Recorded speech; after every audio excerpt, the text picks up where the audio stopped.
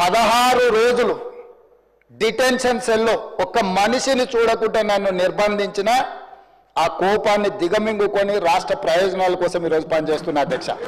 Drone ఎగరేస్తే ఎవరైనా అనుమతి తీసుకోకుండా ఒక డ్రోన్ ఎగరేస్తే ఆ డ్రోన్కు 500 రూపాయలు ఫైన్ వేస్తారు అధ్యక్ష.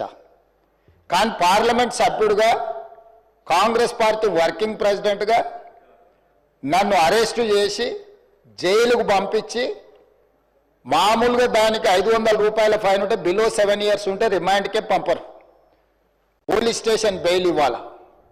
కానీ అధికారాన్ని అడ్డం పెట్టుకొని అన్ని రకాల వ్యవస్థల మీద ప్రభావితం చేసి చర్లపల్లి జైలుకు పంపించి నక్సలైట్లు ఐఎస్ఐ తీవ్రవాదులు ఉండే డిటెన్షన్ సెల్లో ఒక కాంపౌండ్లో ఏ ఒక్క ఖైదీని లేకుండా 7 ఫీట్ల బై 12 ఫీట్లు ఉంటే అందులో 3.5 ఫీట్లు పండుకోవడానికి దిమ్మె ఉంటుంది, ఒక చిన్న బాత్రూమ్ ఉంటుంది అధ్యక్ష.